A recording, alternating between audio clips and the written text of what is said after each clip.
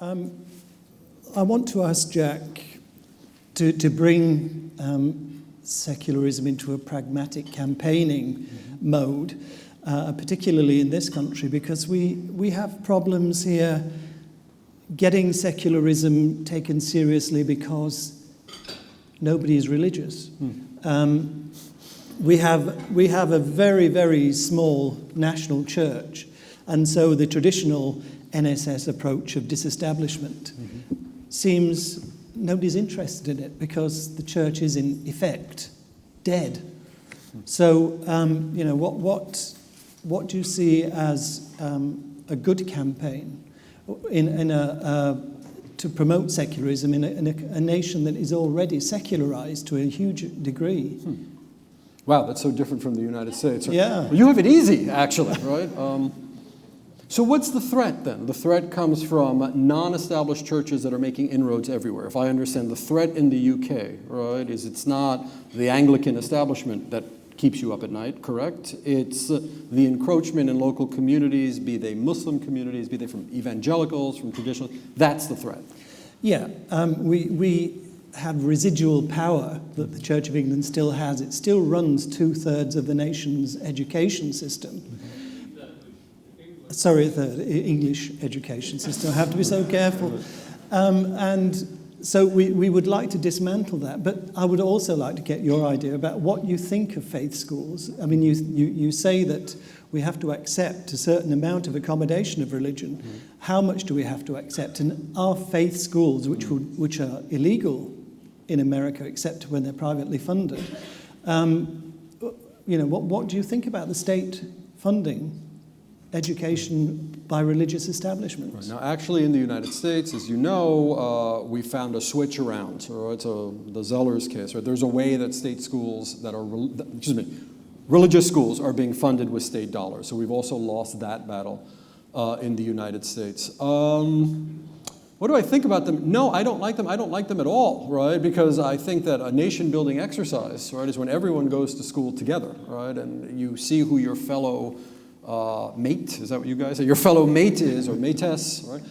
I went to a public school in New York in the era of the big public school, and it was the greatest experience we could possibly have. So the threat in the United States has been from religious groups that are seeking to disarticulate that experience from being an American, right? So now there's a flip side to this. Careful what you wish for, right? My view is a big nationalist view, right?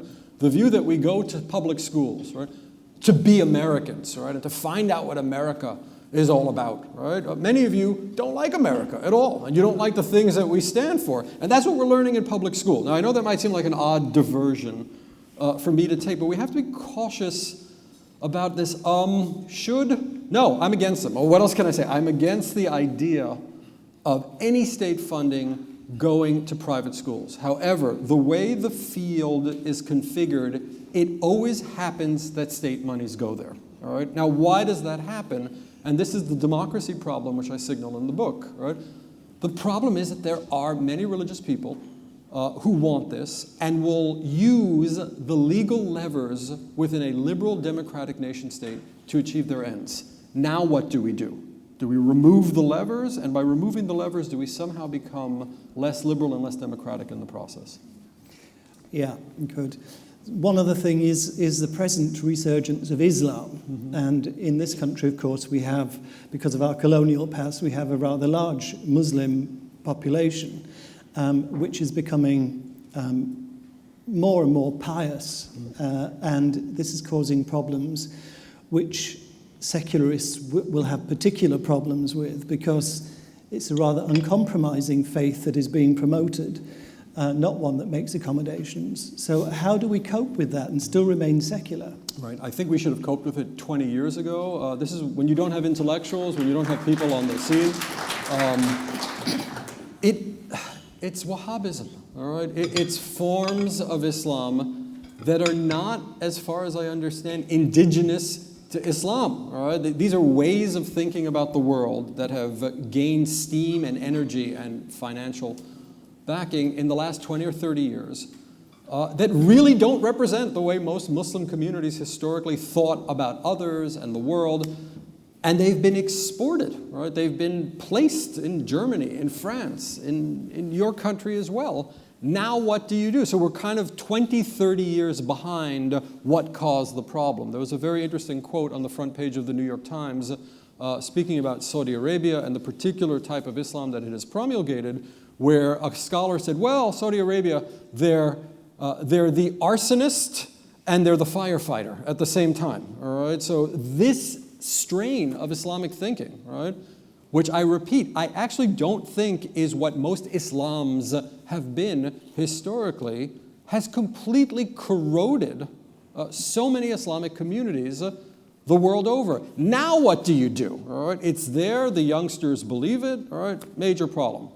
Is there guilt on the other side? Yeah, France. Who can apologize for the way France has treated its Muslim minorities since the 60s? Let's say since who can possibly stand up and say they did a really good job, right? They were thoughtful, they gave them full civil rights, they never made them second-class citizens, right? Now, is that our fault as secularists? No. But it's important we understand why the anger exists. So you have this confluence of certain nation states that did a very, very poor job assimilating their Muslim citizens. And from the other direction, you have this absolutely noxious ideological worldview, which we have a real interest in curtailing, by the way, which is being planted in the soil of Muslim communities across Europe and across now Latin America, and we really, really have a problem. The answer, of course, and I imagine the ghost of Holyoke is in the room with us, right? What fascinates me about British secularism as opposed to American secularism is the way at your birth the issue was freedom of speech. All right? It was not separation of church and state. I read Bradlaugh and Holyoke. I read them through looking for political passages on what they were obsessed with was freedom of speech. And you have this great, robust tradition. Does anyone do it better than you guys do it, right? Is there any place on earth where there's more freedom of speech than here? And I include the United States. And unfortunately, I find myself downward skiing into a position where I say, well, maybe not everything can be said anymore. All right, maybe there's certain things that are said in a prison. Maybe there's certain things that are said in a mosque or a church that we have to worry about, all right, because these things have such deleterious effects for the social good. So another piece of advice I might have put up is think a little more cautiously about freedom of speech. I'm all for it, by the way, though I wonder, are certain types of speech, as we've decided in the United States, are certain types of speech beyond the pale? So-called fighting words. You can't incite somebody to kill or hurt someone else. All right? That's where we draw the line in the United States, and it's a very, very difficult line to police. Do you think the UK is ready for this? Do you think the UK is ready for curtailing speech? We already have that restriction. Okay. You know, you cannot shout fire in a crowded cinema thing. Right. And you can't incite violence against people. That's all illegal. Can a sermon be monitored for seditious content? Well, yeah, I mean, we were talking, one of our speakers earlier was talking about an Irish clergyman who had said that Islam was a satanic religion in one of his sermons and had been prosecuted. Fortunately, he was acquitted. But the fact is that you have to watch your step because blasphemy laws under a different guise are gradually worming their way back to protect particularly Islam. So, free speech is still very important, but we see the walls beginning to become narrower. So we actually disagree. I'm starting to wonder, as a person who is a free speech lifer, right, if perhaps in public space certain things ought not be said, right? And I speak of this as a person, just a little personal information here. I lived across the street from the World Trade Center, right? So I was there on, as many were. There were about 10, 20,000 people that were witnesses to this, right? So as a person that has seen, right, and as I was driving here, my cab driver was pointing out all the awful, awful things that have happened right here at Russell Station, right? As a person that has kind of seen where words sometimes end up, I am starting to reassess my complete carte blanche commitment to total freedom of speech. And as a secularist, what I'm most worried about is the types of speech that is coming out of synagogues, mosques, and churches. All right? That is really starting to worry me. In the United States, there's a lot to worry about churches. There are things being said in churches that really should not be said. Some of them are actually illegal because you're not allowed to politicize, right? It's the 501c3 rule, the IRS's rule. But so we might be in an actual different space, the two of us, on complete unabridged freedom of speech. Sure. Right, I'm going to open it out now. So if you want to ask Jack a question, this gentleman here was first. Wait for the microphone.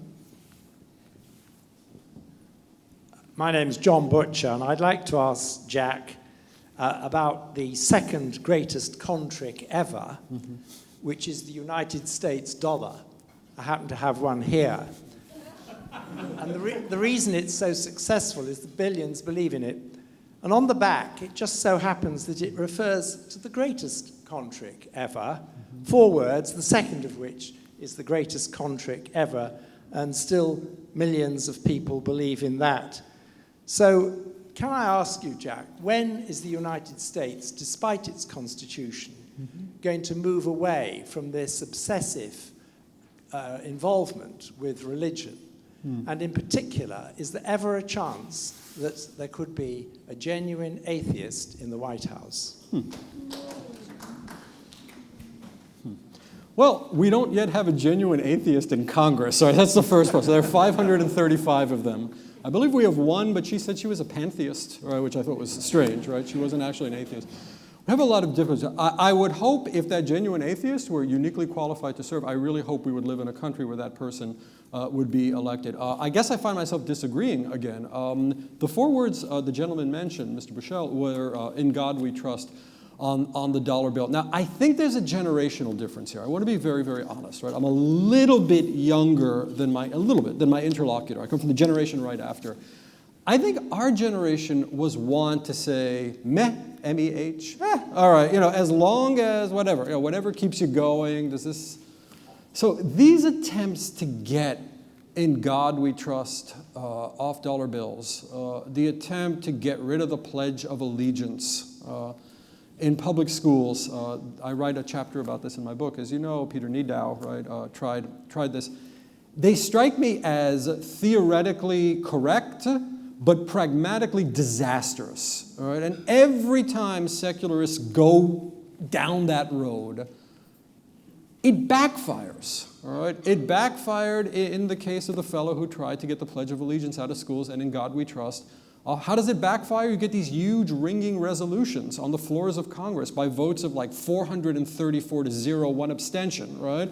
10%, where people say, this is a God, this is a Christian country, and we believe in the idea of a supreme God, right? So I think there has to be a certain tactical savoir-faire. When do you fight and when do you not fight, all right? So the question of public schools makes me very, very nervous. We have a real problem in the United States with our armed forces, where it seems like a kind of evangelicizing cell has taken over entire units, right? And you have people, when they say we die for God and country, they mean it, and they're not kidding around, right? God first and country, right? And they're thinking of God as a very, very particular type of God, and they're making the military experience extremely unpleasant for lesbian and gay people, for Jews, right? For Mormons, right? So I think a major way of looking at political activism for a secular group is pick and choose your battles. And respectfully, sir, I would say that's not the battle I would fight, right? In American history, for 140 years now,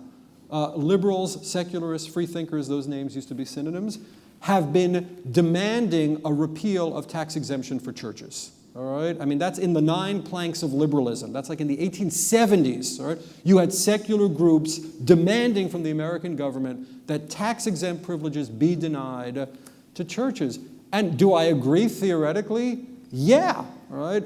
Is this the type of fight that the American secular movement wants to have now? Absolutely not. It's going to get mauled. All right? It's going to get absolutely mauled, and it's going to make more enemies than it already has. All right? So I think pragmatism really is a virtue in all forms of political organization and contestation. Okay. This woman here.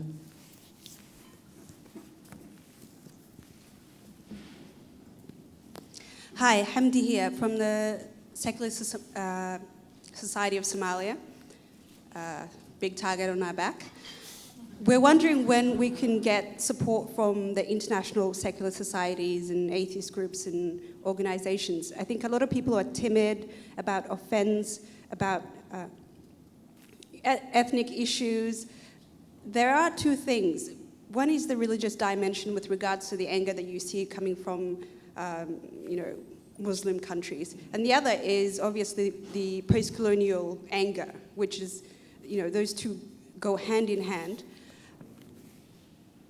But in terms of trying to get dialogue going, it's not going to be a sort of easy thing, and it's not a separation or any of that. It's blood-drenched. They're hunting us down, and it's going to be, whenever we get a constitution, for example, Somali constitution, I can't be in Somalia. So for us, it's laissez-faire. It's not going to be something that is dialogued over. It's going to be a battle of, they have their martyrs and we have ours.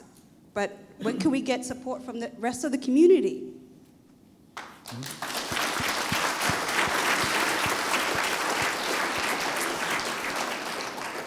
Well, as you know, the secular community, as you call it, is very small. It has very limited resources, and we'd love to take on the world. There is a gentleman here called Roy Brown who's attached to the International Humanist and Ethical Union. He may be able to help you with contacts and so on, but our resources are limited. We all have our battles to fight, and I know that in countries like Somalia, it will be very, very, very difficult to make any inroad whatsoever. But, all I can do is encourage you to keep trying. I would add that all my friends in the United States who are moderate Muslims are besieged by death threats. It's constant, nonstop trolling on the web, right? They are constantly threatened. They live in fear of their lives. I mean, like two things. An article they could write for a relatively highbrow journal, all right? So these folks are out there. What do women at Georgetown University do with abortion clinics? It's called something Angels, right? Where they walk women into an abortion clinic so they don't have to deal with this like seething, raging mob. That's maybe a program like that, where 5 secularists, right, are devoted to each person, right, who is taking public stands on these issues, and they serve as a lifeline, a quasi-security apparatus. I don't know how far in the United States, everyone has guns, right? So it's a little bit different, right? So you could literally get 5 secularists that have a license to carry a firearm, and they could shadow, right, an Islamic moderate all day long, and they could probably offer pretty reasonable security. I know that sounds very, very odd, and it is odd, right? I myself am shocked by how odd that is that we live in a country. But more could be done by the secular groups to stick up for these folks, especially the Muslim moderates, of which there are not a few, there are many, they're out there, right? They're just absolutely terrified to come out into public space because we know what's out there.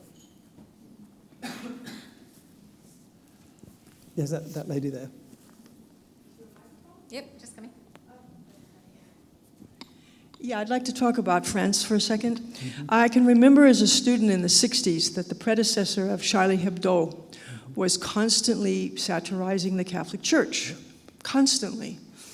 I remember coming out of the metro in San Miguel one morning and seeing Mother Teresa having sex with an altar boy. Mm-hmm.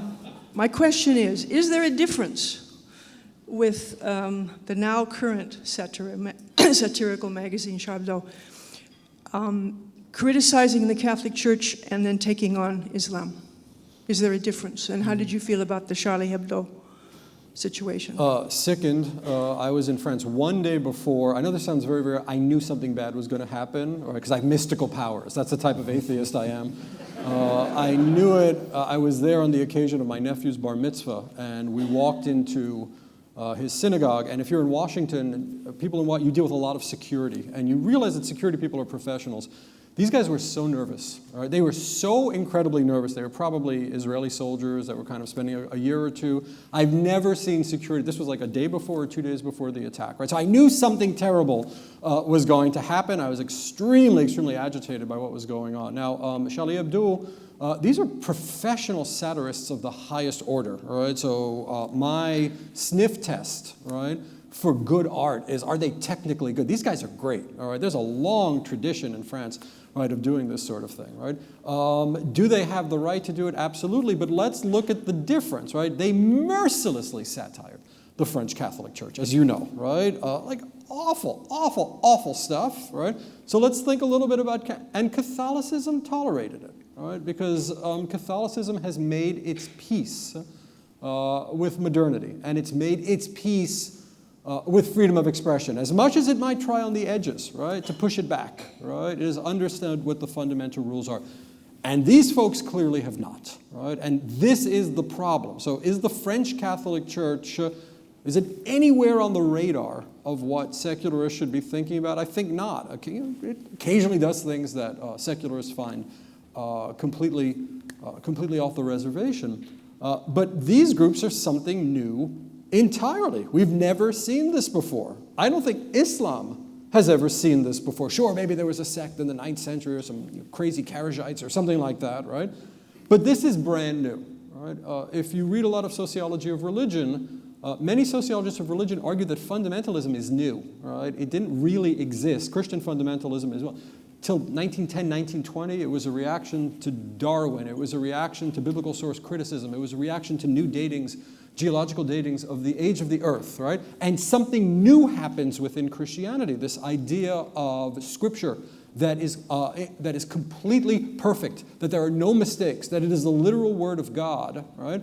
Many historians and sociologists and theologians will argue this wasn't part of the way Christians, most Christians, ever thought prior to the 19th century, right? So I think we're dealing with a phenomenon that is new, right? And none of us has any idea what to do about it. I'll be the first to say that. What do you do with people who like to kill, right? Wait, it gets worse. And who like to be killed. That's the new one, all right? There have always been people who like to kill. That we know, right? These guys love to die. They love it. It couldn't make them happier, right? You read these reports of what they're doing 10 seconds before, they ignite. They're happy as can be. We have no answers. And part of what I wrote about in How to Be Secular is how liberal democratic nation states are flummoxed by what's coming at them from the right and the left. And that might be a question of intellectuals. It might be a question of lack of brain power. We grew complacent, perhaps, right? But as I'm sure you do, I deeply, deeply, deeply feel what happened with Charlie Hebdo. Let me put a little Jewish spin on this, right? After that, there was a next series of attacks, and people were like, well, it's over now. It's done, right? And then came the Bataclan, right? And what upset French Jews, and they were right, was this idea, well, it was mostly a Jewish attack. They were attacking these satirists because they asked for it, right? They really crossed over. They were attacking the Jews because they've always had issues with Jews and the Palestine-Israel issue, right? And in those communities, the communities of illustrators and artists and troublemakers and Jews, everyone knew that people were going to find out this is not true. All right? These groups are historically preternatural. They are extremely unusual, and now they're large, and they have the web at their disposal. So if the NSS were to develop kind of a security division, like your own State Department, right, to think it through and say, what do we believe as secularists should be done about people like this, right, that like to die? This is, I think, a new one historically, that so many people like to die is a real problem, real problem. Yeah, I can agree more. Dan?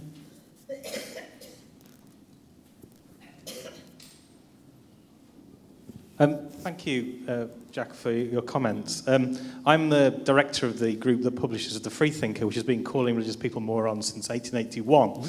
And there's a proud tradition of doing it, but I absolutely appreciate everything you've said. I don't fundamentally disagree with many of your comments. And as the National Secular Society itself has, I guess, been through a lot of debates about who we are. Are we an atheist organisation that promotes separation of church and state, or are we something different? We've had a lot of those arguments and so forth. I suppose what I'm interested in, though, to hear is what role you see for atheist organisations specifically, as opposed to secularist organisations containing atheists, whether you think they harm the cause of secularism because of their atheist agenda, or whether you think you can be an explicitly atheist organisation that can promote secularism that you might want. And I suppose also, I'm interested in whether you feel that the approach you're taking, specifically in the US context, is a tactical one because you're effectively defeated on so many levels. So there's a couple of thoughts there. Right. That's funny. The first question is a really interesting question. There's a lot. I mean, atheists are like brilliant people. I mean, I think it's been shown they're actually better read and smarter and so on. So there's tremendous brain power in atheism, right? And there always has been. I would prefer to call it contrarianism, right? You always see that student, whether they're religious or not, I don't know, right? But there's always that student that has this ability to crack things in half really fast. And to me, that's the power of atheism. I want to point to a shift again in American atheism. On any American college faculty, you'll have a lot of atheists, but there'll be two camps. There'll be the evolutionary biologists, right, who are sort of your rampaging, your freethinker atheists. But then nestled within the humanities, you have these quieter folks that are professors of literature, musicology, art history. They're atheists too, right? Nobody pays any attention to them. I feel they have tremendous amounts, right, to offer thinking going forward. But does atheism have a role to play in secular movements? Absolutely, because of the sheer unadulterated brain power that atheists bring. All right, atheism. I mean, we have statistics on who the atheists are. There are some problems there. It's overwhelmingly male. It's overwhelmingly white. It's getting a lot older. That's a real issue for an atheist group to address. How do we diversify this thing? How do we get it younger? Most importantly, how do women, right, ascend to positions of authority and power, right, which is really the mandate for atheists. So yes, I definitely think there's a role for atheism in all this, but a kind of toned down, an atheism that understands that you can't really always have it the way you'd like to have it, right? An atheism that has been defeated a couple of times, right? An atheism that has lived in Washington, D.C., right, where you see political defeats, just a sense of what, right? Politics is the art of what is possible.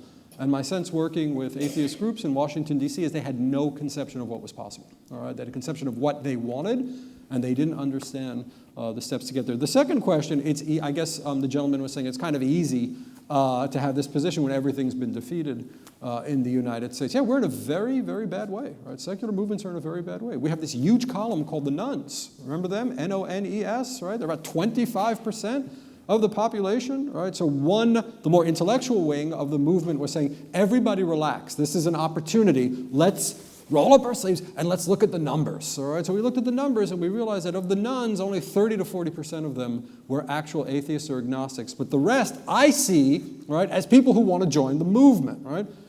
When the atheist movement grabbed onto the statistic, it concluded, right, that there were a quarter of 310 million is like, I don't know, 75 million atheists in the United States, right? And we were saying, no, that's a bad way to do your political. If you believe there's 75 million atheists in the United States, right, you're going to not be able to formulate a coherent political agenda. So there is a real opportunity in the United States, and that for the first time we have this data showing that people are turning away from organized religion. Right? Most of those people are not atheists, by the way, right? Though it is slowly changing. Right? A coherent, well-disciplined secular movement would know what to do. All right? It would know how to reach out to these people and bring them in and find the sort of ideological lure and the rhetorical lure. To this point, I don't think we've found it. But the possibilities certainly do exist in the United States for maybe an atheist president in maybe 25, 30 years, right? It could happen. America is funny. I don't know if it's like this in the UK. We pendulum swing, right? That's a truth of American society. We're just getting out of our conservative arc of the pendulum swing, right? And it does seem like all the demographics are indicating that the type of America it was in the 60s and 70s, we might have in the 20s and 30s, right? That might be coming back. Good. Can I get somebody from the back? Yeah, that gentleman in the black jumper.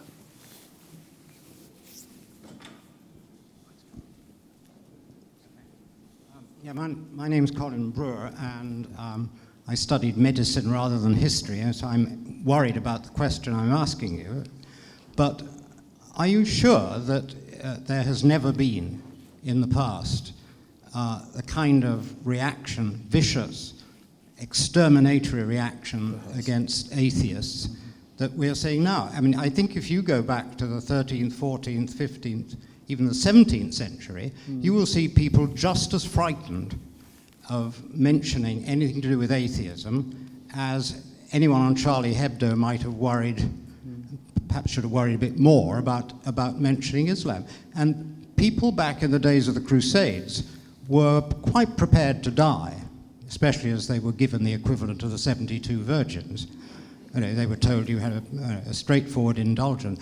The first person in Britain to say, I am an atheist, had to wait till about 1782 before he did so. And we hanged the last person for saying he was an atheist in Scotland in barely 300 years ago. I don't see very much difference. Right. This is what President Obama calls a teachable moment, all right?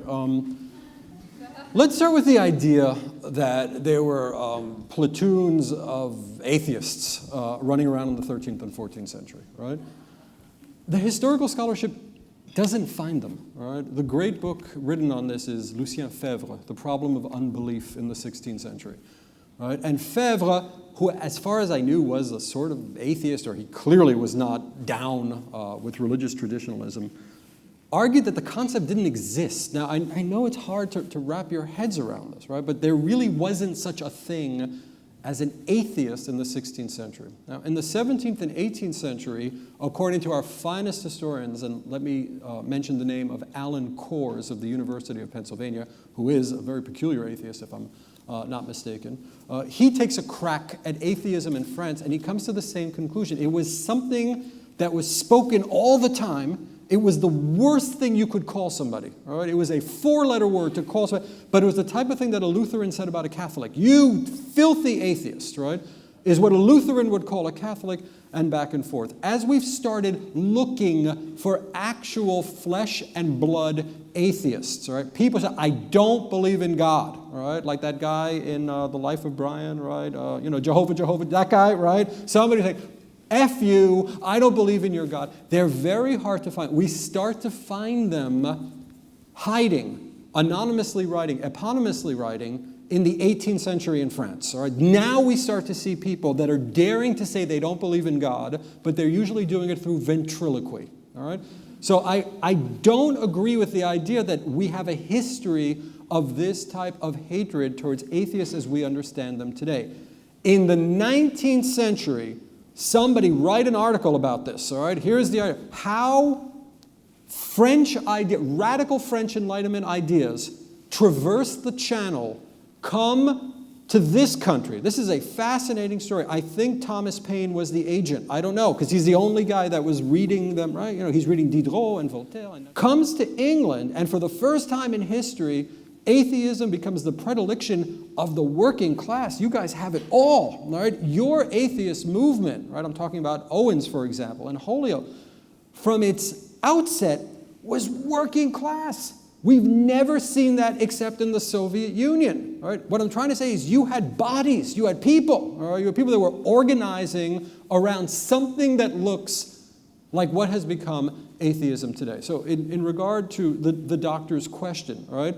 I cannot find historically persecution of atheists until about the 18th century. I can find a lot of rhetoric about atheists, but that always means the person whose religion is not my own, all right? That atheist over there. So I think we have to be very, very cautious, all right, when we speak publicly about the types of things that have happened to atheists historically, and I'll be the first to say it's understudied. We don't have enough scholars who look at this problem. Right? And the answer is, for once, more knowledge, more scholarship, more fellowships, more professorships, right? People who are actually studying the history of atheism, right? Which is fascinating. Great. So I'm afraid we're going to have to take a comfort break now before the next session, but I'd like to thank Jack for an absolutely fascinating afternoon. It's been really stimulating. So thank you very much, Jack.